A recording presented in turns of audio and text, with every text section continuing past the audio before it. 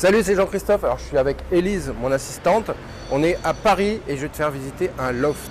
On est dans le quartier du Marais. Alors, j'étais, je t'avoue, un petit peu surpris par l'ambiance du quartier. J'aurais dû m'en douter en voyant la déco sur les devantures des bars. Allez, je te fais visiter ça, tu vois, il y a plein de choses à te dire.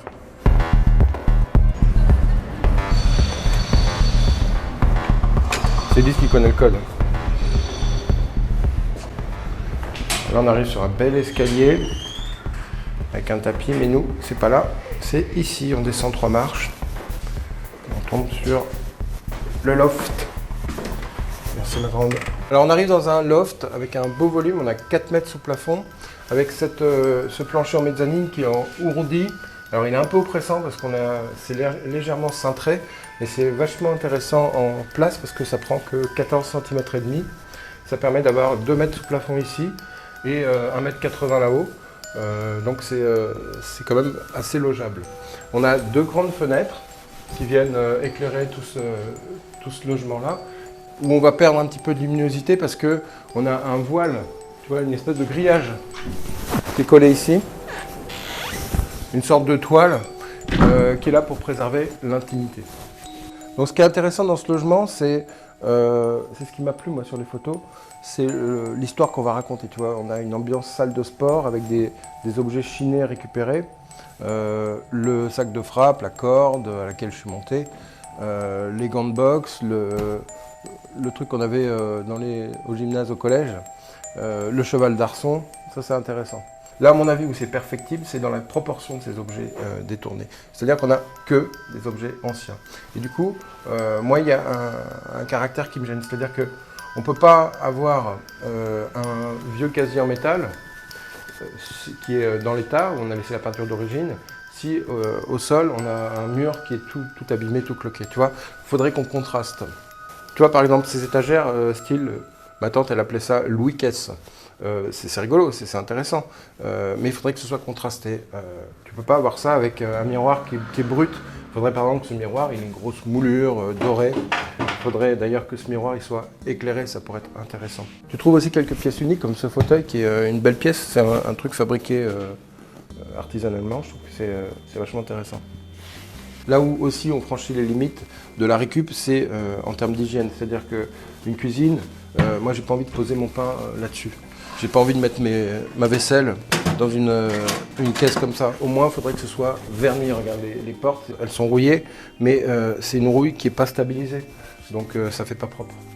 Et alors, il y a un truc qui m'a beaucoup fait rire, c'est ça. Merci de respecter le voisinage et de ne pas faire de bruit après 22 h. Comment expliquer? Tu vois, on est au rez-de-chaussée et la rue, il y a une douzaine de bars alignés. Hier, quand on est arrivé, hier soir, il y a un transformiste qui nous a croisés dans la rue, qui nous a dit « Ça va les enfants, vous avez fait bonne route ?» parce qu'il nous avait nos bagages. Élise, elle s'est un petit peu demandé où on était. Donc, nous, on n'a pas fait de bruit après 22 h. Alors après, quand on voit le quartier, on comprend mieux les affiches qu'on trouve dans le logement. C'est juste qu'ils auraient pu afficher ça plus joliment qu'avec du scotch marron. Alors ça veut dire quoi? Ça veut dire que quand tu visites un logement, mieux vaut le visiter à plusieurs heures de la journée, parce que tu vois, entre l'après-midi et la nuit, ça fait un gros décalage d'ambiance. On a une disposition qui est intéressante par rapport à l'emplacement de la mezzanine. Elle n'est pas collée ici parce qu'on n'aurait pas la place pour ouvrir la porte. Donc ça laisse un peu de lumière qui va rentrer de ce côté-là. Ça laisse aussi de la hauteur quand on arrive. Et de l'autre côté, elle n'est pas collée aux fenêtres, évidemment, pour qu'on puisse ouvrir, pour qu'on ait toute la hauteur. Parce que ce que je voulais te montrer, c'est cet escalier-là. C'est un colimaçon, alors il n'est pas large. C'est bien parce que c'est pas la pièce principale. En haut, c'est juste une chambre. Il fait 60. Donc 60 x 2, 120. Ça veut dire que 120 au sol, on peut placer un escalier. C'est quand même relativement compact. Alors ici, on a un pseudo garde-corps. Je dis pseudo parce qu'il n'est pas à la bonne hauteur. Et surtout, ici, entre le sol et le premier filin, on passe à l'aise. Donc ça, c'est vachement dangereux. D'autant plus que tu as des objets qui peuvent tomber aussi, tu vois. Imagine un objet lourd qui tombe. Moi, j'ai dormi juste là, j'avais ma tête. C'est pas super. D'ailleurs, ce marteau, est-ce que tu le vois, ce marteau? Tu le vois là? Tu vois qu'il est tordu? En fait, ça, c'est le marteau que j'ai utilisé chez un client hier, son marteau, pour tester un mur en plâtre. Et tu vois, il s'est tordu le marteau. Donc c'est pour dire que c'est un bon investisseur. Moi, je mesure la qualité d'un investisseur à la qualité de son outillage. Plus son outillage est merdique, mieux il sait investir. Ici, tu as un sol qui est en stratifié, mais qui est assez réaliste. Pourquoi? Parce qu'en fait, il est chanfreiné. C'est-à-dire qu'on n'a pas des joints qui sont juste parfaits, faits à la commande numérique. Du coup, ça donne un côté plus réaliste. En plus, on a une texture, une couleur où il est patiné.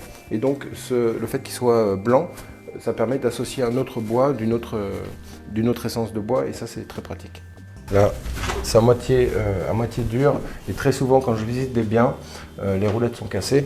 Donc moi je suggère plutôt des rideaux, c'est plus classe.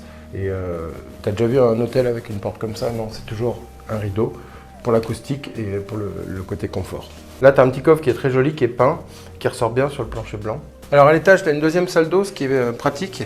C'est souvent réalisable du fait des évacuations. Tu vois, là on a quand même plus d'1,80 m, on a je pense 1,95 m. Je vais te montrer le sol. Le sol, c'est un revêtement PVC.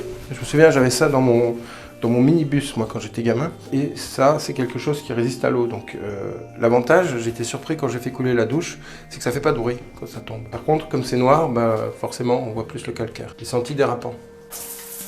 Toi, ça fait pas beaucoup de bruit, tu t'en rends peut-être pas compte là. Alors la douche, c'est juste un jet, il n'y a pas de flexible. Moi je trouve que c'est propre, du coup il n'y a pas de tuyau qui traîne, il y a moins d'entretien.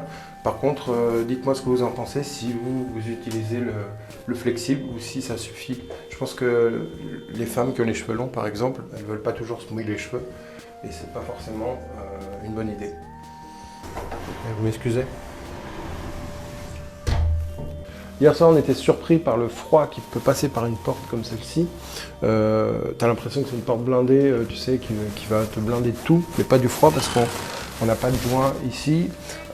Et surtout, en fait, c'est une porte blindée. Tu vois, on a une serrure avec plein de points de sécurité, la barre, sauf que c'est du carton. Ça, c'est juste magnifique, c'est de la pierre et on sait que la pierre, ça plaît toujours. Sauf qu'au niveau des proportions, on a juste cette partie-là qui est faite de pierre. Peut-être que pour créer un endroit plus cosy en dessous, on aurait aimé ici aussi voir de la pierre. Alors c'est justement là où on a mis un grand miroir, c'est une bonne idée parce que ça agrandit l'espace, mais pourquoi ne pas mettre le grand miroir sur le mur qui n'est pas beau, qui est en plâtre, et laisser apparaître la pierre, ou alors mettre des miroirs plus petits pour qu'ils soient valorisés, encadrés par de la pierre. Alors, il faut toujours que tu arrives à être cohérent par rapport au nombre de couchages. À partir du moment où tu as 4 personnes susceptibles de dormir, il faut que tu aies des canapés pour 4, une table pour 4, mais aussi de la vaisselle pour 4. Tu vois, 3 tasses, ça ne le fait pas. Alors, au niveau de l'électricité, c'est aussi un petit peu rock'n'roll, tu vois. On a des dominos avec un plancher en métal. On voit même les fils qui sortent. Je trouve que c'est moyen, il y en a plusieurs, à plusieurs endroits. Donc l'électricité, fais attention quand même parce que tu es responsable. Hein, si le locataire s'électrocute, ça peut être compliqué pour toi et pour le locataire d'ailleurs. Donc voilà pour ce logement, j'aimerais bien que tu me dises dans les commentaires ce que tu en penses. Tu vois, c'est un petit peu une caverne d'Ali Baba, mais ça manque d'organisation, ça manque de structure un petit peu. Et puis, comme d'habitude, si cette vidéo t'a plu, eh ben, tu laisses un petit pouce. Tu fais la gueule. Tu laisses un petit pouce, tu likes, tu actives la petite cloche pour avoir des notifications pour être prévenu quand je sors une vidéo. Et puis comme d'hab, je peux venir chez toi, tu peux te former avec ma formation d'éco-rendement. Par Skype, on peut travailler ensemble si tu as un projet comme ça de location, que ce soit du nu ou de la courte durée. Voilà, à bientôt. Ciao. Ça va la fin ?